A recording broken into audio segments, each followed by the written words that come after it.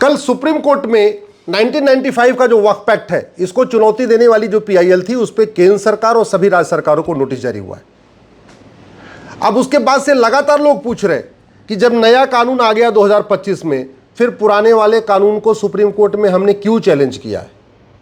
कुछ लोग ये भी पूछ रहे हैं कि हमने तो ये कानून पहले चैलेंज कर दिया था, तो अब दोबारा सुप्रीम कोर्ट में क्यों चैलेंज हुआ है। हमने जब इसको वक्फ एक्ट को 1995 को चैलेंज किया था, तो हमारी याचिका को सुप्रीम कोर्ट ने यह कहा कि आप हाई कोर्ट जाओ। फिर मैं हाई कोर्ट गया। हाई कोर्ट जाने के बाद पूरे देश भर में अलग अलग हाई कोर्ट में 120 पीआईएल फाइल हुई। तो मेरी खुद की जो याचिका है, जिसमें मैं पिटिशनर हूं, वो आज भी दिल्ली हाई कोर्ट में पेंडिंग है। कल जिस याचिका पे माननीय सुप्रीम कोर्ट ने केंद्र सरकार और राज्य सरकारों को नोटिस जारी किया है, उसमें जो याचिका करता है वो निखिल उपाध्याय है। मैं उनका वकील हूं, मैंने बहस किया है, मैं उसमें पिटिशनर नहीं हूं, मैं एडवोकेट हूं। निखिल उपाध्याय उसमें पिटिशनर है। अब बार बार ये पूछा जा रहा है कि जब नया कानून आ गया, सरकार ने नए पुराने वाले कानून को बदल दिया, तो फिर इसमें पुराने वाले कानून को चैलेंज क्यों कर रहे हैं। क्योंकि पुराने वाले कानून में और भी बहुत सारी गलतियां थी जो नहीं बदली गई हैं। सरकार ने जो बदलाव किया है वो स्वागत योग्य है, लेकिन सरकार ने जो बदलाव किया, इसके बावजूद नया वाला कानून भी, जो हिंदू बोर्ड है, सिखों का अपना गुरुद्वारा का बोर्ड है, उससे ये नया वाला वक्फ बोर्ड अभी भी कम से कम 100 गुना ज़्यादा पावरफुल है। जैसे हिंदू मंदिरों के बोर्ड के पास प्रॉपर्टी का कोई अधिकार नहीं है, हिंदू मंदिरों के जो बोर्ड है उनके पास अपना खुद का कोई सर्वेयर नहीं है, हिंदू मंदिरों के जो बोर्ड है उसके मेंबर कोई पब्लिक सर्वेंट नहीं कहलाते, हिंदू मंदिरों के जो बोर्ड है उनको ये अधिकार नहीं है कि वो डीएम से कह दें कि जो फला ज़मीन है वो हिंदुओं की है, इसको खाली करवाओ। जबकि नया कानून बनने के बावजूद वक्फ बोर्ड अभी पावरफुल है। वक्फ बोर्ड डीएम से कह सकता है कि ये ज़मीन हमारी है, इसको खाली करवाओ। वक्फ बोर्ड अपने मुतवल्ली से कह सकता है कि ये ज़मीन जो है हमारी है, इस पर रजिस्ट्रेशन कर दो, इसका नाम रजिस्टर में चढ़ा दो, वक्फ के नाम पे एंट्री कर दो। अभी भी वक्फ बोर्ड के पास अपना सर्वेयर है। और सबसे बड़ी बात, आज भी वक्फ ट्रिब्यूनल चल रहा है। हिंदुओं के पास अपना खुद का ट्रिब्यूनल नहीं है। हिंदुओं का काशी, मथुरा, भद्रकाली, भोजशाला, अटाला, ये जितने विवाद हैं आज भी कोर्ट में चलेंगे, वो कोई हिंदू ट्रिब्यूनल में नहीं चलेंगे। इसलिए हमने पुराने कानून को चैलेंज किया है।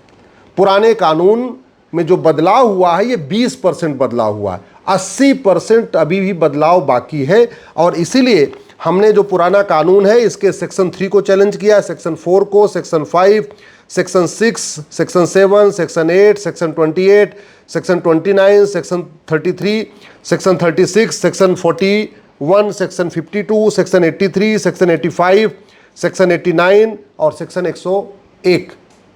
इतने हमने सेक्शनों को चैलेंज किया है। और ये सारे के सारे जो प्रावधान हैं, ये जो पुराने वाले कानून में थे और ये कॉपी पेस्ट होकर नए वाले कानून में भी आ गए हैं, ये संविधान के आर्टिकल 14, 15, 21, 25, 26, 27 का वायलेशन करते हैं। कई बार जो गलत निर्णय होता है ना, उसका परिणाम 20 साल, 30 साल, 40 साल के बाद देखने को मिलता है। आज जो गलत निर्णय हो रहा है इसका परिणाम 20-25 साल बाद दिखाई पड़ेगा। 1947 में जो गलत निर्णय हुआ, जो विभाजन ठीक से नहीं हुआ, उसका परिणाम हम आज झेल रहे हैं। अगर 1947 का विभाजन ठीक से हो गया होता तो भारत विश्वगुरु बन चुका होता। अगर 1947 का विभाजन ठीक से हो गया होता तो भारत परम वैभव को प्राप्त कर चुका होता। अगर 1947 का विभाजन ठीक तरीके से हो गया होता तो भारत एक विकसित राष्ट्र बन चुका होता। 1947 का विभाजन ठीक से हुआ होता तो हमारी जनसंख्या बहुत हद तक काफ़ी कम होती और इतने अपराध नहीं होते, इतनी अराजकता नहीं होती। आज जितना धर्मांतरण हो रहा है, जितनी घुसपैठ हो रही है, ये सारी समस्याएं नहीं होती अगर 1947 का विभाजन जो मजहब के आधार पे हुआ था, वो बाबा साहब अम्बेडकर जैसा चाहते थे, अगर वैसा हुआ होता, या सरदार पटेल जैसा चाहते थे वैसा हुआ होता। बाबा साहब अम्बेडकर, सरदार पटेल कह रहे थे मजहब के आधार पर विभाजन हो रहा है तो ठीक से होना चाहिए, पूरी तरीके से होना चाहिए, मिक्स नहीं होना चाहिए कि नहीं थोड़ा इधर भी रह लो, तो ऐसे ये सब नहीं होना चाहिए। आज जो ये समस्या है हम झेल रहे हैं, ये 1947 के जो नीति निर्माता थे उनकी गलतियों के कारण झेल रहे हैं। अब बात आते हैं वक्फ के ऊपर। ये जो पहला वक्फ बना था वो 1913 में बना था, जिन्ना ने बनवाया था अंग्रेजों से कह के। और 1913 वाला कानून 1953 तक चला, यानी 40 साल चला। और 1913 वाले कानून में भी जो जिन्ना ने बनवाया था, अंग्रेजों ने बनाया था, उसमें भी लिखा था कि आपको रजिस्ट्रेशन करना ज़रूरी है। आप जो भी ज़मीन वक्फ करेंगे उस पर रजिस्ट्रेशन करना ज़रूरी है। इसलिए कोई ये नहीं कह सकता कि हमको तो पता ही नहीं था कि ज़मीन कराना है। 1913 वाले कानून में भी लिखा था रजिस्ट्रेशन कराना है। 1913 वाला कानून जो 1953 तक चला, 40 साल तक चला, उस 40 साल में वक्फ प्रॉपर्टी थी 50,000 एकड़। ध्यान से समझिए, जिन्ना वाला कानून 40 साल चला, 1913 से 1953 तक, और इस दौरान टोटल जब वक्फ प्रॉपर्टी का गिनती हुई तो पता चला टोटल प्रॉपर्टी है 50,000 एकड़। उसके बाद 1954 में कानून बना, नेहरू जी ने बनाया, फिर उसको इंदिरा जी ने अमेंड किया, फिर राजीव गांधी ने अमेंड किया, फिर 1995 में नरसिम्हा राव ने एक नया कानून बना दिया, फिर 2013 में मनमोहन सिंह ने अमेंड किया। जानते हैं इस कानून के बाद, यानी जो 70 साल से, पिछले 70 साल से कानून चल रहा है, 1954 से अब तक, इस कानून के बाद वक्फ प्रॉपर्टी हो गई 40 लाख एकड़। यानी 500 साल के मुगलों के शासन में, 200 साल के अंग्रेजों के शासन में टोटल प्रॉपर्टी हुई मुगलों की 50,000 एकड़। जिन्ना वाले कानून से रजिस्ट्रेशन करने के बाद टोटल प्रॉपर्टी हुई 50,000 एकड़। और पिछले 70 साल में जब संविधान लागू हो गया, इसके बाद ये प्रॉपर्टी 80 गुना बढ़ गई और हो गई 40 लाख एकड़। और वो क्यों हो गई? क्योंकि इसमें बहुत सारे गलत प्रावधान हैं और नया जो कानून बना है उनमें सारे प्रावधानों को ठीक नहीं किया गया है। मैं, विष्णु शंकर जैन जी, हरिशंकर जैन जी, हम लोग गए थे जब जेपीसी के सामने, तो हमने जो सुझाव दिए थे वो सुझाव नए वाले कानून में इनकॉर्पोरेट नहीं हुए हैं। नया वाला कानून जो सरकार का बिल था वो एकदम वही एज इट इज़ है। जो हम लोग जेपीसी में सुझाव दे के आए थे, 22 सुझाव थे, उन 22 सुझावों को लागू नहीं माना गया है। इसलिए हमने उन्हीं 22 धाराओं को कोर्ट में चैलेंज किया है। अभी जो कल याचिका दाखिल हुई है, इसके पहले हरिशंकर जैन जी दाखिल कर चुके हैं, तो हमने उन 22 सुझाव दिए थे जेपीसी के सामने, जिसको सरकार ने इंप्लीमेंट नहीं किया नए वाले कानून में, हमने उन्हीं 22 धाराओं को सुप्रीम कोर्ट में चैलेंज किया।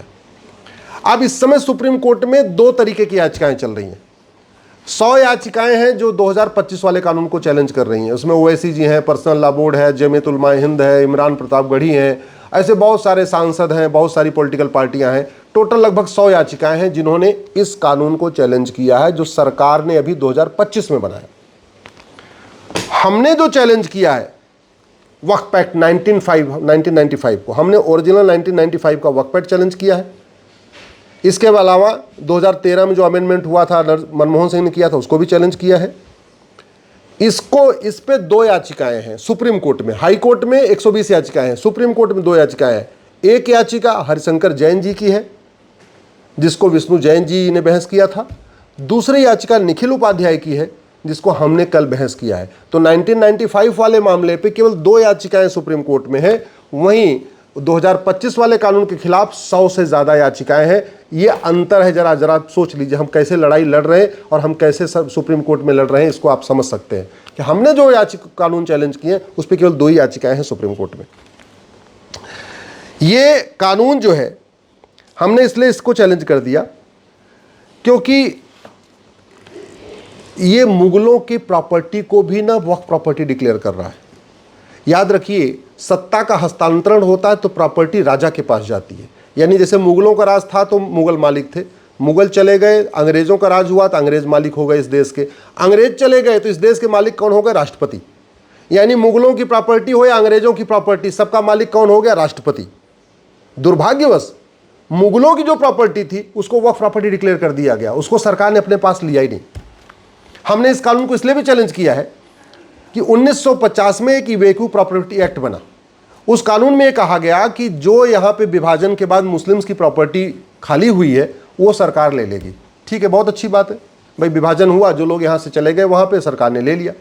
अब सवाल था कि उस प्रॉपर्टी को करना क्या था भाई? जब विभाजन हुआ तो पाकिस्तान से हिंदू आए, कायदे से जो यहाँ मुस्लिम्स की प्रॉपर्टी खाली हुई थी वो पाकिस्तान से आने वाले हिंदुओं को देना था, या और ज़्यादा बची हुई थी तो सरकार खुद यूज़ करती। लेकिन सरकार ने ना पाकिस्तान से आने वाले हिंदुओं को दिया, न खुद यूज किया, इसको वक्फ बोर्ड को दे दिया। हमने इसको चैलेंज किया। आप ज़रा समझिए स्थिति क्या है। हिंदू अपना सब कुछ छोड़ के आए पाकिस्तान से, और जो हिंदुओं की प्रॉपर्टी थी वो वहाँ के मुस्लिम्स ने कब्जा कर लिया। वहाँ की सरकार ने नहीं लिया, वहाँ के मुस्लिम्स ने कब्जा कर लिया। यहां जो मुस्लिम्स गए उसको उनकी जो प्रॉपर्टी थी वो हिंदुओं को नहीं मिली, न यहां के हिंदुओं को मिली, न पाकिस्तान से आने वाले हिंदुओं को मिली, न सरकार ने खुद लिया। वो सारी की सारी प्रॉपर्टी वक्फ बोर्ड में चली गई। हमने इसको भी चैलेंज किया हुआ है। हमने इसलिए भी इस कानून को चैलेंज किया हुआ है क्योंकि प्रॉपर्टी राइट फंडामेंटल राइट नहीं होता और प्रॉपर्टी का मुकदमा किसी ट्रिब्यूनल में नहीं चलता। प्रॉपर्टी का मुकदमा हमेशा डिस्ट्रिक्ट कोर्ट में चलता है, सिविल कोर्ट में चलता है। दुर्भाग्यवश हिंदू, जैन, बौद्ध, सिख, ईसाई, बहाई, यहूदी सबका मामला सिविल कोर्ट में चल रहा है, लेकिन मुस्लिम्स का अपना ट्रिब्यूनल चल रहा है। इसलिए हमने इसको चैलेंज किया हुआ है। आज भी ये जो नया वाला कानून है, हिंदू जो मंदिरों का बोर्ड है उससे 100 गुना ज़्यादा पावरफुल है, इसलिए हमने इसको चैलेंज किया है। अनरजिस्टर्ड जो प्रॉपर्टी है उनको वापस लेने का कोई व्यवस्था नहीं है नए कानून में। जो नया कानून आया 2025 का, इसमें यह है कि अब कोई वक्फ डिक्लेयर करेगा तो उसको बाकायदा उसको बताना पड़ेगा कि भैया ठीक है, हमारी ये ज़मीन है, ये हमारा कागज़ दिखा के तब उसको वक्फ डिक्लेयर करना पड़ेगा।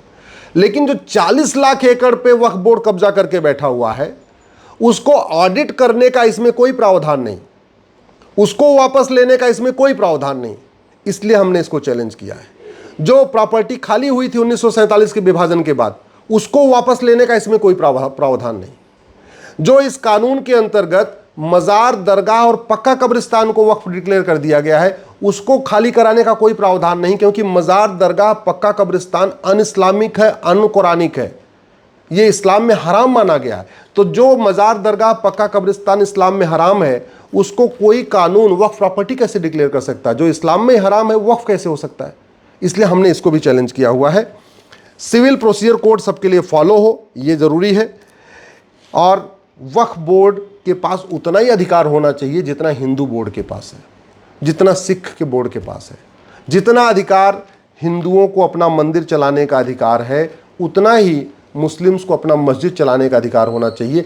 प्रॉपर्टी के मामले के लिए कोई अलग से बोर्ड नहीं होना चाहिए, अलग से ट्रिब्यूनल नहीं होना चाहिए। और हमारा ये कहना, अगर अलग से ट्रिब्यूनल है तो एक हिंदू ट्रिब्यूनल बन जाए, चाहे वो काशी हो, चाहे मथुरा हो, चाहे भद्रकाली, भोजशाला, अटाला, सबका मुकदमा फिर हिंदू ट्रिब्यूनल में चले।